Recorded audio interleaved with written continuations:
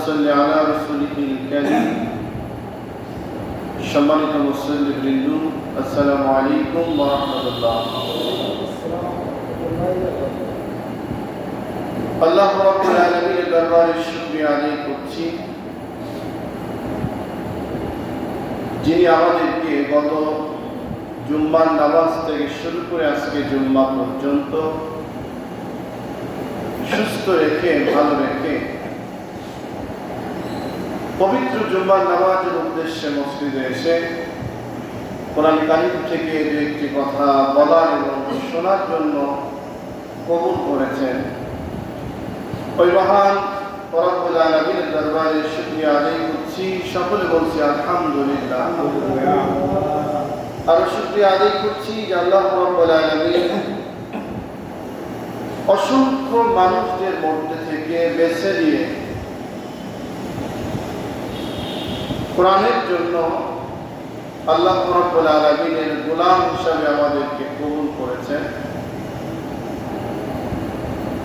শত বাধা, শত উস্কানি, শত শয়তানের ধোঁকা থেকে হেফাজত করে ঈমান রক্ষার স্বার্থে আল্লাহ রাব্বুল আলামিন এখন পর্যন্ত আমাদের সুস্থ মস্তিষ্ক দিয়ে আল্লাহর রাস্তায় চলাটাকে আমাদের সহজ করে দিয়েছেন। ওই মহান মাবুদের দরবারে আরেকটা বার শুকরিয়া আদায় করছি, সকলে বলছি আলহামদুলিল্লাহ। লক্ষ কোটি দুরূদ ও সালাম বর্ষিত হোক বিশ্ব মানবতার মুক্তির দিশারি দোজাহানের বাদশাহ শ্রেষ্ঠ নবী জনাবে মুহাম্মদুর রাসূলুল্লাহ সাল্লাল্লাহু আলাইহি ওয়াসাল্লামের প্রতি। সম্মানিত মুসল্লিবৃন্দ, আজকের জুম্মার আলোচনার বিষয় মুনাফিকদের অবস্থান। এই আলোচনাটি খুবই জরুরি আজকের এই বর্তমান প্রেক্ষাপট নিয়ে আলোচনা করা। এমন একটি সময় রাসূল সাল্লাল্লাহু আলাইহি ওয়াসাল্লামের সময় আসছিল যখন মানুষগুলা মুসলমান দাবি করত, ইমানদারের দাবি করত, নামাজ পড়ত, রোজা করত, হজ করত, যাকাত দিত, সমস্ত কার্যক্রম তারা করত।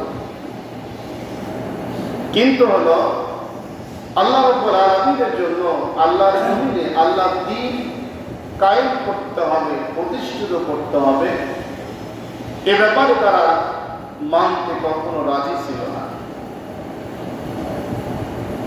আল্লাহ রাব্বুল আলামিন অনেক রকম তাদেরকে সুযোগ দিয়েছিলেন, অনেক আল্লাহ রাব্বুল আলামিনের রাস্তাকে মজবুত করে ধারণ করার জন্য নজির দিয়েছিলেন, অনেক কার্যক্রম তারা করছিল ঠিক, কিন্তু ইমানদার হিসাবে আল্লাহ রাব্বুল আলামিনের কাছে মনোনীত তারা হতে পারে নাই। কেন?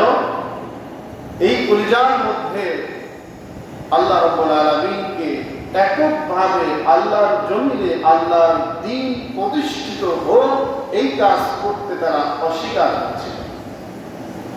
এখন আমাদের মাঝে এমন মুসল্লি আছে, আলেম ওলামা আছে, ব্যক্তিবর্গ আছে, নামাজের সময় নামাজ পড়ব, ওয়াজের সময় ওয়াজ করব, বক্তৃতার সময় বক্তৃতা দিব, জুব্বা লেবাস সব কিছু করব, কিন্তু এককভাবে আল্লাহ জমিনে দ্বীন প্রতিষ্ঠিত করার সংগ্রাম করতে হবে এমন রাজনীতি আমরা করতে পারি না, কারণ আমরা একজন ভালো মানুষ।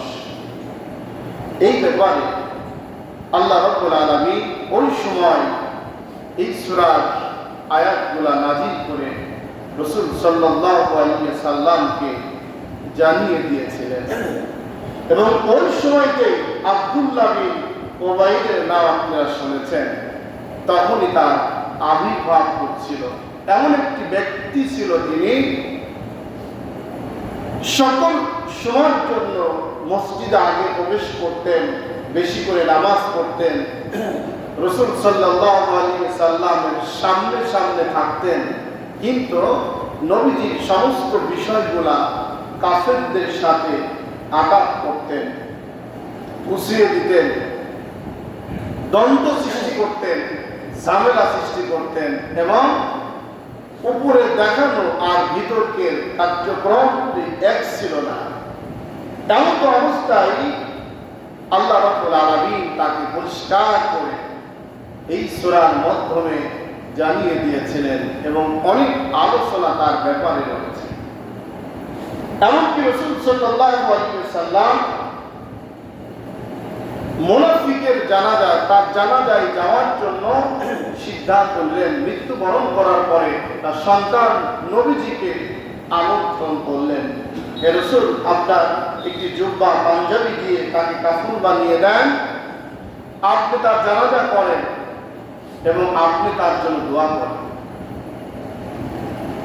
নবীজি তার জন্য কাফনের কাপড় দিয়েছিলেন একটি লক্ষ্যে, যে কাফিররা দেখে যেন বোঝে যে আল্লাহ রাসূল কত উজাড়, কর্মীর জন্য, উম্মতের জন্য কত উজাড় মনে সমস্ত হিংসা বিদ্বেষ মুক্ত করে তার কাছে চলে আসছে।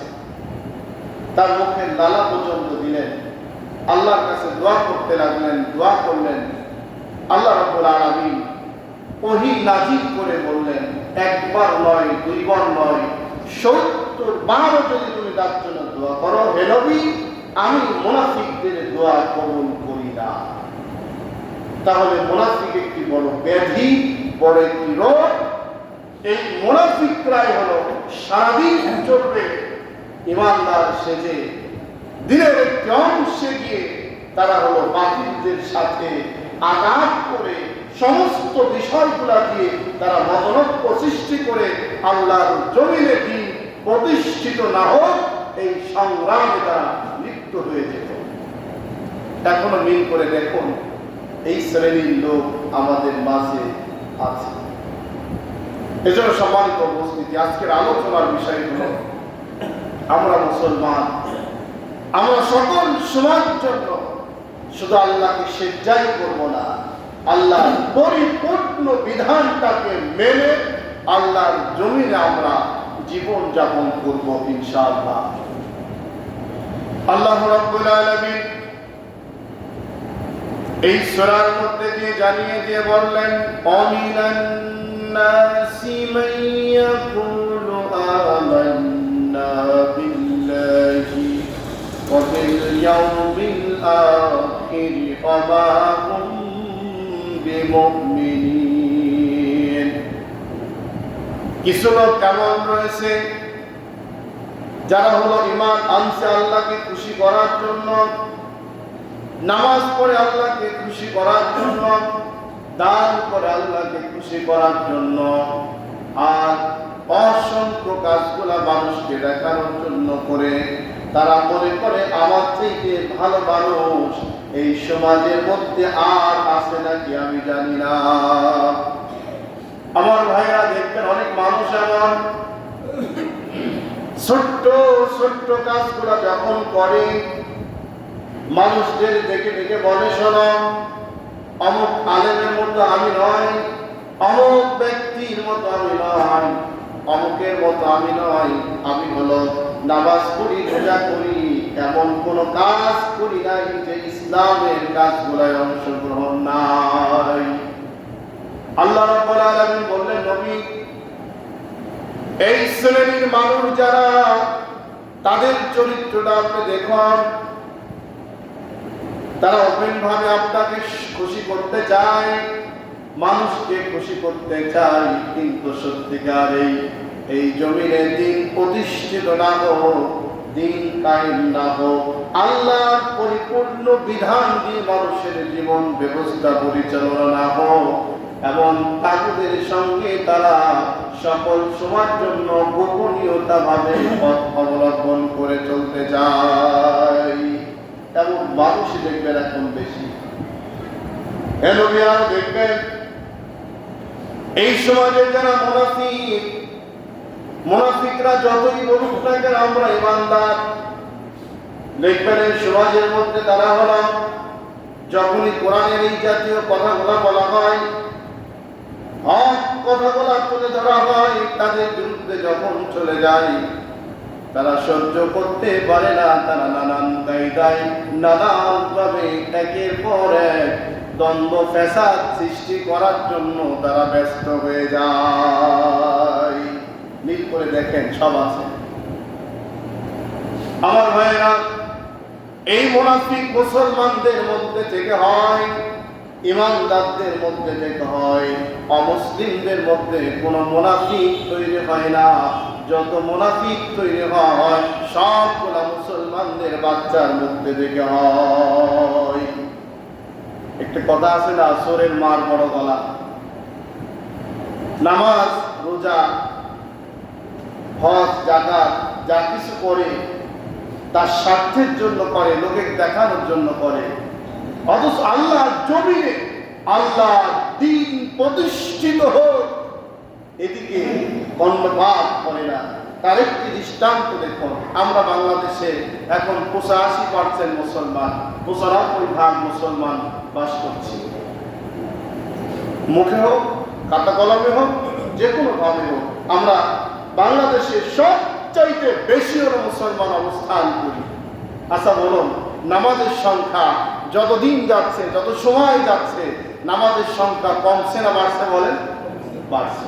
নামাজের সংখ্যা বাড়ছে, মসজিদের সংখ্যা বাড়ছে, মাদ্রাসার সংখ্যা বাড়ছে, হাজির সংখ্যা বাড়ছে, আলেম ওলামা বাড়ছে, লেবাসধারী বাড়ছে। অথচ বলুন তো, আজকে পর্যন্ত বাংলাদেশ স্বাধীনের পর থেকে শুরু করে আজকে পর্যন্ত আমার দেশের যেই পার্লামেন্ট রয়েছে, যেখান থেকে সমস্ত আইনগুলো উত্থান করা হয়, মানুষকে মানুষের ভাগ্য নিয়ে ছিনিমিনি করা হয়, সেই জায়গায় কোরআনের আইন দিয়ে এমন কোন বিল উত্থাপন করা আদেও কি কোনোদিন দেখছেন? বলেন, দেখেন।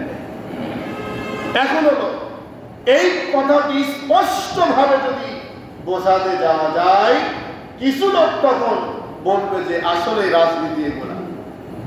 রাজনীতি ওই সময় আপনি মুসলমান, আপনার জায়গা থেকে আপনি সেজ্জা করতে আসছেন, আল্লাহকে খুশি করতে আসছেন, আল্লাহর পায়ে সেজ্জা করছেন। যে আল্লাহকে সেজ্জা করেছেন ওই আল্লাহই বলছেন আমার জমিনে আমার দ্বীন প্রতিষ্ঠিত যতক্ষণ পর্যন্ত না হবে ততক্ষণ পর্যন্ত তুমি সংগ্রাম চালিয়ে যাও। আর আল্লাহ হুকুম, আল্লাহ বিধান।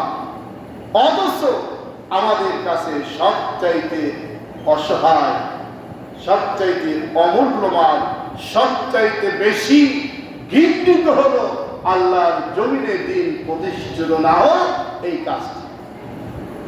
নামাজে রাখবেন, সমস্যা নাই। রোজা করতে রাখবেন, সমস্যা নাই। হজ করতে, উমরা করতে নিয়ে যাবেন, সমস্যা নাই। যখনই বলবেন আল্লাহর জমিনে আর অন্য কোন বিধান মেনে চলা যাবে না, একমাত্র আল্লাহর বিধান মানতে হবে, তখন দেখবেন আপনার শত্রু সৃষ্টি হয়ে গেল, আপনার সমালোচনা সৃষ্টি হয়ে গেল। আল্লাহ রাব্বুল আলামিন এই জন্য বললেন, অমিনান নাস, এক শ্রেণীর মানুষ রয়েছে আমান্না বিল্লাহ, তারা বলে আমরা ঈমান আনছি আল্লাহর প্রতি, পরকালের প্রতি। আবার দেখবেন তারা বলে আরে আসলে সত্যিকারে, ও শোনো অমুকের বাপ অমুক ইত্যাদি, পরকাল বলে একটা জীবন কিন্তু আছে গো, ওই জায়গায় হিসাব কিন্তু দিতেই হবে, আসলে মৃত্যু তো আছে, মরতেই হবে। এমন মুখরুচি বক্তব্য তারা দেয়, কথা বলে, বিভিন্ন জানাজায় গিয়ে কথা বলে। কিন্তু সত্যিকারে মরতেই যদি হয়, আল্লাহর কাছে দাঁড়াতেই যদি হয়, তাহলে এই ভয়টি এই কলিজার মধ্যে তাদের ঢুকে না। যেমন দেখুন, আমরা যারা বসে আছি, আমাদের মর্যাদা, আপনি যদি মনে করেন এই আয়াত দিয়ে ঈমান আনছেন আল্লাহকে দেখানোর জন্য, নামাজ পড়েন আল্লাহকে দেখানোর জন্য, পরকালকে আপনি বিশ্বাস করছেন আপনাকে বোঝানোর জন্য, কিন্তু সব ঠিক আছে, কিন্তু বাড়ি হলো আপনার, এই বাড়ির মাতবর আপনি নয়, এই বাড়ির মাতবরই করবে আর একজন। ওই বাড়ি যেমন রক্ষা করা যাবে না, ইমানও ঠিক তেমন রক্ষা করা যাবে না। আবু জেহেলের দিকে তাকান, উতবা সাইবার দিকে তাকান। আবু জেহেল রাসূল সাল্লাল্লাহু আলাইহি সাল্লামকে স্বচক্ষে দেখছেন। যারা স্বচক্ষে রাসূলকে দেখছেন তার জন্য জান্নাতে যাওয়া অবধারিত। এবং রাসূল সাল্লাল্লাহু আলাইহি সাল্লামের কণ্ঠে কোরআন তেলাওয়াত শুনেছেন। একদিন নয়, দুই দিন নয়, অসংখ্য দিন নবীজি কোরআন তেলাওয়াত করতেন। আবু জেহেল, উতবা, সাইবা বড় বড় লিডারগুলা ঘরের কিনারে কিনারে রাত্রে অন্ধকারে দাঁড়িয়ে দাঁড়িয়ে কোরআন তেলাওয়াত শুনত। যত শুনে তত ভালো লাগে, যত শুনে তত ভালো লাগে। আসলে এই কোরআন এমন একটি কিতাব, যেই কিতাবটি যত তেলাওয়াত করবেন ততই হৃদয়টা নরম হয়ে যাবে, ভালো লাগবে, আকর্ষণ ততই কোরআনের প্রতি আরো বৃদ্ধি হয়ে যাবে। সুবহানাল্লাহ, এটা দিয়েছেন আল্লাহ। আবু জেহেল কোরআন তেলাওয়াত শুনতেছেন। আবু জেহেল নিষেধ করলেন আব্দুল্লাহ ছেলে মুহাম্মদ সাল্লাল্লাহু আলাইহি সাল্লামের কোরআন তেলাওয়াত শোনা যাবে। উনি আমাদের শত্রু, উনি আমাদের ধর্মে চুনকালি মারছে, বাপ দাদার ধর্মকে নষ্ট করে ফেলছে, উনার কাছে যেও না কেউ, আজকের থেকে সব বন্ধ। তখন রাজা হল আবু জেহেল। আবু জেহেল আইন করলেন, রাত্রিবেলায় চিন্তা করলেন, এখন তো আমি আইন তৈরি করে দিলাম, আর কেউ আসবে না। আবু জেহেলের বিছানায় ঘুম হচ্ছে না। আবু জেহেল রাতে অন্ধকারে গিয়ে এক কোনায় দাঁড়িয়ে অন্ধকারের মধ্যে কোরআন তেলাওয়াত শুনতেছেন গভীর রজনী পর্যন্ত। ওইদিকে উতবা সাইবা চিন্তা করলেন, আবু জেহেল যেহেতু রাজা, আইন তৈরি করেছেন, এখন আবু জেহেল বের হবে না, আমরা চলো দুইজন যাই। কোরআন তেলাওয়াত না শুনলে কলিজা ঠান্ডা হচ্ছে না, ভালো লাগে না, চলো যাই। ওরা কি আরেক পাল্টায় আরেক সাইডে দাঁড়িয়ে কোরআন তেলাওয়াত শুনতেছেন। দুই পক্ষে দুইজন কোরআন তেলাওয়াত শুনতেছেন। দুই গ্রুপ কিন্তু জানে না। শেষ মুহূর্ত পর্যন্ত, সুবে সাদেক পর্যন্ত কোরআন তেলাওয়াত শুনে যখন রওনা দিয়েছেন, দুইজনের অন্ধকারের মধ্যে ধাক্কা লেগে বলে, তুমি কে? বলে, তুমি কে? বলে, আমি আবু জেহেল। তুমি কে? আমি উতবা সাইবা। এখানে কেন আসছো? কয়, তোমাকে যে রোগে আক্রান্ত করছে আমাদেরও সেই রোগে আক্রান্ত করেছে। অতএব রাসূল সাল্লাল্লাহু আলাইহি সাল্লামের কোরআন তেলাওয়াত এত মধুর, এত চমৎকার, এটা অস্বীকার করার কিছুই নেই। সুবহানাল্লাহ। তারা কোরআন তেলাওয়াত শুনে আমার আইন তৈরি করলো। এমন ভাবে হাজারো আইন তৈরি করেছে, কিন্তু রসুলের কণ্ঠে কোরআন তেলাওয়াত শুনছে, রসুলকে দেখছে, সমস্ত কার্যক্রম তারা দেখছে, বাইতুল্লাহর খাদেমগিরি করছে, স্বচক্ষে তারা অনেক কিছু করেছে। এরপরেও আল্লাহর জমিনে আল্লাহর দ্বীন প্রতিষ্ঠিত হোক, এই কাজ না করার কারণে রাসূল সাল্লাল্লাহু আলাইহি সাল্লামকে নেতা হিসাবে গ্রহণ না করার কারণে আপনি বলুন, আবু জেহেলের জান্নাতে যাওয়ার মতো কোনো সুযোগ আছে? বলেন নাই। উতবা সাইবার কোনো সুযোগ আছে? বলেন সুযোগ তো নাই।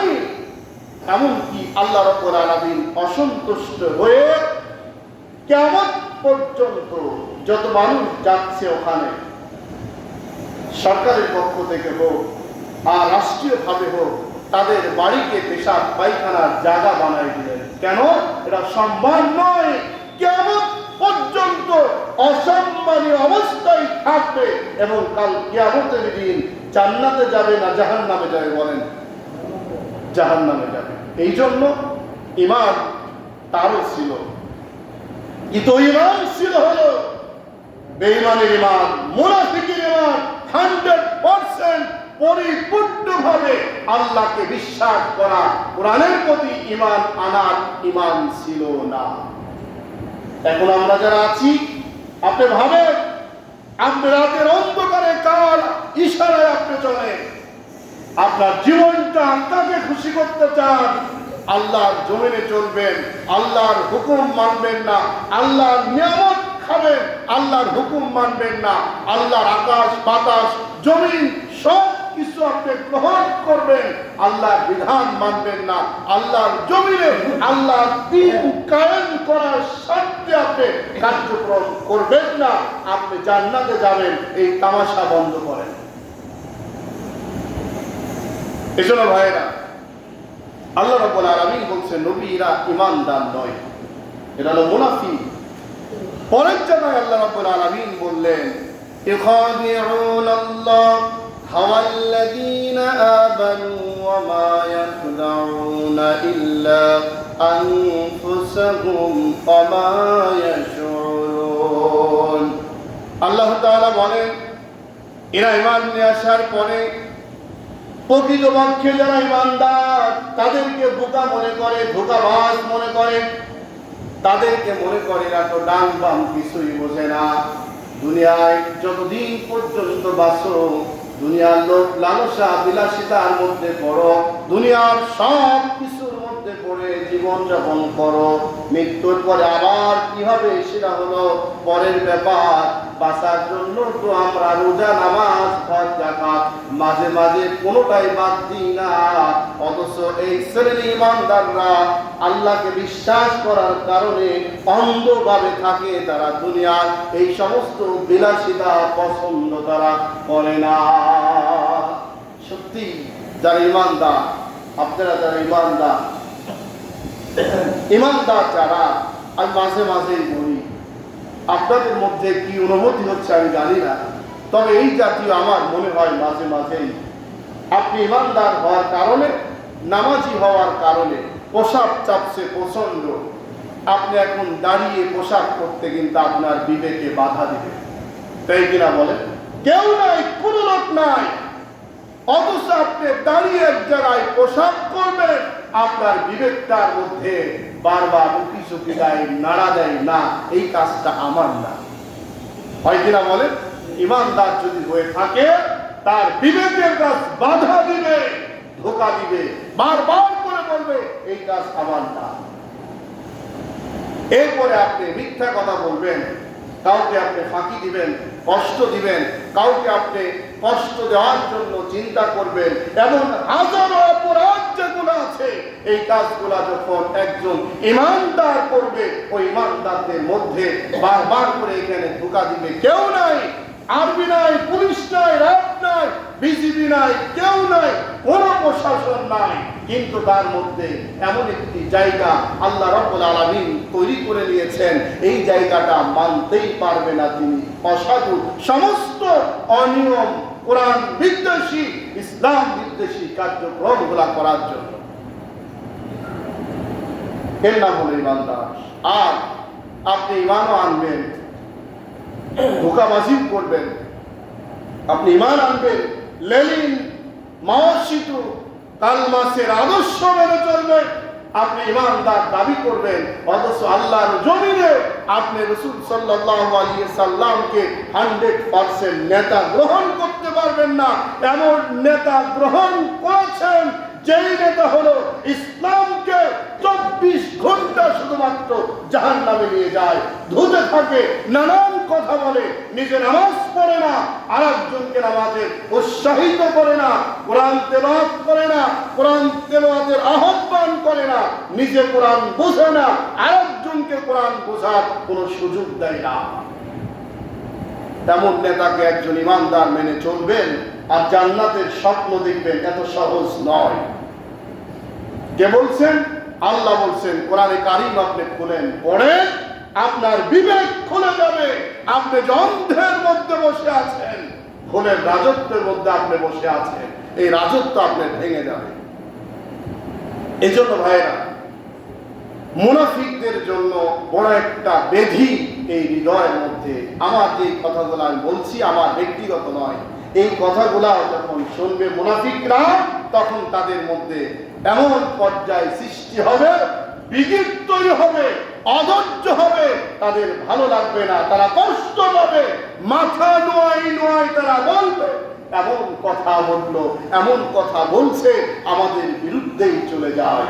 আসলে আপনার বিরুদ্ধে যায় না, আপনি আল্লাহ বিরুদ্ধে যাওয়ার কারণেই কোরআন আপনার বিরুদ্ধে চলে যাচ্ছে।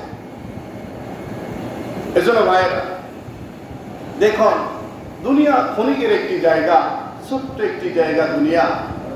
দুনিয়া বাঁচার জন্য, দুনিয়ায় থাকার জন্য কত মানুষই চেষ্টা করলো, কত মানুষ চেষ্টা করে গেল, আসলে এই দুনিয়ায় থাকতে কেউ পারে নাই।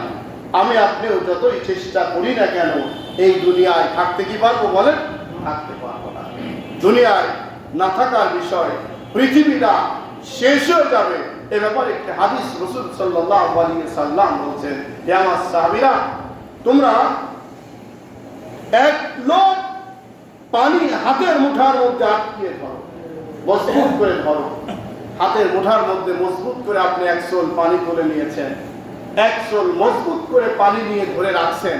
এখন বলুন তো, এই পানিটা আপনার হাতের ভিতর দিয়ে একটা সময় সবগুলা বেরিয়ে মাটিতে পড়বে না থাকবে? কথা বলেন, থাকার সম্ভাবনা আছে বলেন? এটা কার কথা? নবীজির কথা। রাসূল সাল্লাল্লাহু আলাইহি সাল্লাম সাহাবীদের বেলায় এই দুনিয়া বোঝানোর জন্য এই উদাহরণটা দিয়েছেন। বলো সাহাবীরা বললেন, ইয়া রাসূলুল্লাহ, ইয়া হাবিবাল্লাহ, থাকবে, সব শেষ হয়ে যাবে।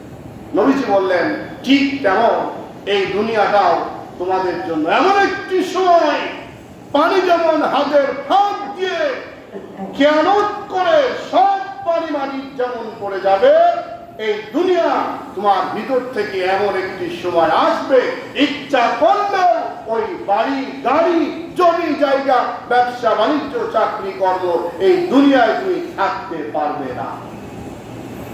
এর বাস্তব দৃষ্টান্ত আমার আপনার চোখের সামনে আসে না নাই বলেন?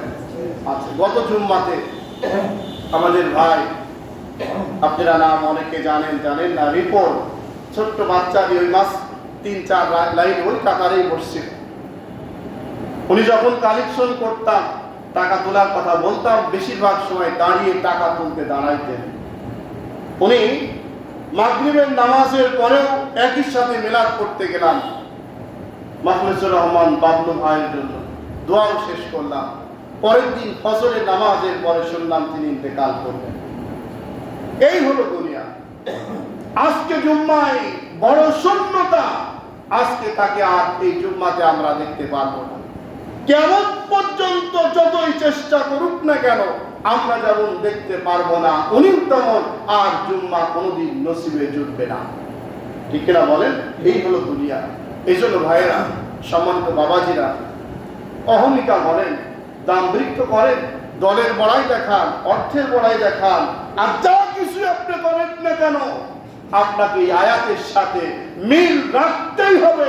আল্লাহর জমিনে আল্লাহর বিধান মেনে আপনাকে চলতে হবে, ইচ্ছাই হোক আর অনিচ্ছাই হোক। আপনি ধরাবেন কতটুকু? আল্লাহ রাব্বুল আলামিন এই আয়াতের মধ্যে আরো কথা বলেছেন, সময় যেহেতু নেই আমি সেদিকে যাচ্ছি না। আল্লাহ রাব্বুল আলামিন বলেন, আমি মুনাফিকদের দুনিয়াকে ওপেন করে দিয়েছি, উজাড় করে দিয়েছি।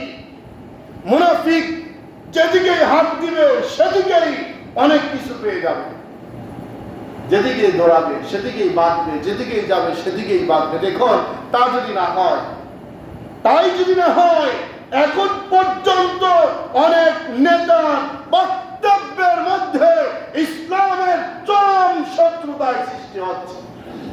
ইসলাম বিদ্বেষী কথা বলছে, কোরআন বিদ্বেষী কথা বলছে। সারা পৃথিবীতেই এমন নেতা আবির্ভাব হয়েছে, তৈরি হয়েছে, প্রতিষ্ঠিত আছে, ইসলামকে সহ্য তারা করতে পারে না। এই রোগ আজকের নয়, এই রোগ আবু জেহেল থেকে শুরু হয়েছে, কিয়ামত পর্যন্ত থাকবে। বলুন তো, এই মুনাফিকরা আল্লাহ রাব্বুল আলামিন ইচ্ছা যদি করেন, যেহেতু কোরআনের আরেকটা আয়াত কুন ফায়াকুন, আল্লাহ বলবেন পৃথিবী শেষ হয়ে যা, পৃথিবী কি আর থাকবে বলেন? শেষ হয়ে যাবে। আল্লাহ আস্তে করে দুনিয়াটা হাতের মুঠার মধ্যে নিয়ে আছাড় দিবেন, সব ভেঙে চুরমার হয়ে যাবে। ইয়া দুনিয়া করে চিৎকার করবে। আল্লাহ রাব্বুল আলামিন বলবেন শেষ হয়ে যা, কিচ্ছু থাকবে না, সব শেষ। আল্লাহ রাব্বুল আলামিন লিল্লাহিল ওয়াহিদিল কাহ্হার শব্দের আওয়াজ দিয়ে দ্বিতীয়বার আল্লাহ বলবেন দুনিয়া আবার তাজা হয়ে যা, আমার দুনিয়া হয়ে যা। দুনিয়ায় আমি আপনি যে যেখানে যেভাবে ছিলাম সবগুলা আর একটা পৃথিবী তৈরি হবে, সেখানে আমাকে আপনাকে তুলবেন, আমার আপনার হিসাব দিবেন, কার্যক্রমের হিসাব দিবেন। তাহলে দুনিয়াকে একবার শেষ করতে বললেন, আবার আল্লাহ বললেন দুনিয়া হয়ে যা, আবার হয়ে যাবে। তাহলে রাম বাম মুনাফিক এই জাতীয় বেঈমানগুলো যখন কোরআনের বিরুদ্ধে কথা বলে, আঙ্গুল উঁচা করে যখন কথা বলে, আল্লাহ কি পারেন না আঙ্গুলটাকে বাঁকা করে দিতে? পারে কিনা বলে? আল্লাহ ইচ্ছা করলে ওই মাটিতে পুঁতে গাঁথতে পারে, পুঁতে ফেলতে পারে। নজির আল্লাহ সৃষ্টি করেছেন।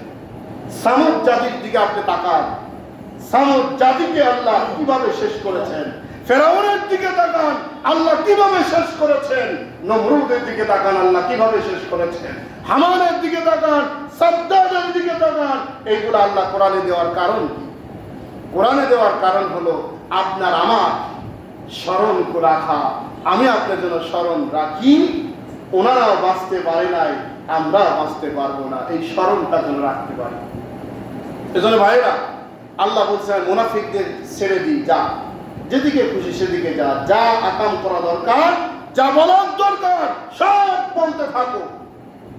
দেখেন আপনারা নামাজে আসছেন যতগুলা মুসল্লি, এই আলহাজ মোড় কেন্দ্রিক মুসল্লিকে এগুলাই না আরো আছে, লোক আরো আছে না? বলে সবার নসিবে একদিকে হয়নি, আর একদিকে দেখবেন তারা ইসলামে নানান রকমের মন্তব্য কথাবার্তা বলে, নামাজ পড়বে না, ইসলাম মানবে না, আবার তারা বড় বড় কিন্তু মুসলমানের দাবিদার আছে না নাই? বলেন, আমি কি কারো বিরুদ্ধে কথা বলছি? বলেন, কোরআনে যা আছে, কোরআনে যা পড়ছি, কোরআনে যা দেখছি, তাই বলছি। আপনার বিরুদ্ধে যদি যাই, আপনি শুধরাবেন না কেন? আমাদের ভাই গত জুম্মায় ছিল, আজকে আমার ভাই আর নাই। তার কয়েকদিন আগে ইকবালের দোকান, চার দোকান ইকবাল ভাই চলে গেলেন। এমন বলে কোন সময় দেখবেন আমি আবু সাইদ নাই। ফেরানোর কোন সুযোগ আছে? বলেন, কোন সুযোগ নাই। তাহলে আপনি বাহাদুরি এখনো কমছে না কেন? আপনি কোন পদ অবলম্বন করছেন? কোন নেতার বায়াত গ্রহণ করেছেন? কোন নেতার হাত ধরে আপনি জীবন যাপন করছেন? যে পরকালকে আপনি ভুলে গিয়েছেন, আল্লাহকে ভুলে গিয়েছেন, পরকালে জবাব দিতে হবে, এই চিন্তা আপনি ভুলে গিয়েছেন। কোন নেতার সবক নিয়েছেন? এই যে অন্ধর থেকে বেরিয়ে আসতে হবে ভাই, এই জাহিলিয়াত থেকে বেরিয়ে আসতে হবে। আমার পথ হলো একমাত্র ইসলাম, ইসলাম ছাড়া আলো দেওয়ার কোনো পথ নাই। আছে? বলেন। এই জন্য আসুন, আপনার অত্যন্ত আপন জন আমার, উদাত্ত আহ্বান করে আপনাকে কোরআনের প্রতি, ইসলামের প্রতি, কে কি বলবেন, কে কি করবেন সেটা আপনার ব্যাপার, কিন্তু আপনাকে মুসলমান হতে হবে, ইমানদার হতে হবে।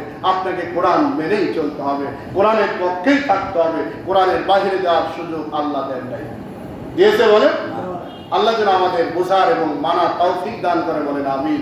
আমার ভাইয়েরা, আমার আপনার সমস্ত বন্ধুরা, ভাইয়েরা, নিকটতম আত্মীয় স্বজন, আপন জনেরা এখন পর্যন্ত যেই ভুলগুলা করছে, আমার আপনার নৈতিক দায়িত্ব তাদের বোঝানোর, বলার জন্য যে ভাই যত ব্যস্তই থাকো না কেন, আগে নামাজ পড়ো, আগে কোরআন মানো, আগে ইসলামের পথে চলো, আগে আল্লাহর পথে চলো, আল্লাহ রসুলের পথ আগে ধরো। এই দাওয়াতটি আমাকে আপনাকে দিতে হবে ইনশাআল্লাহ। আল্লাহ যেন আমাদের সবাইকে আল্লাহর জমিনে আল্লাহর দ্বীন প্রতিষ্ঠিত সংগ্রামে অংশগ্রহণ করে আমাদের জীবন জৈবনকে পরিচালনা তৌফিক আল্লাহ রাব্বুল আলামিন যেন দান করে। বলেন আমিন।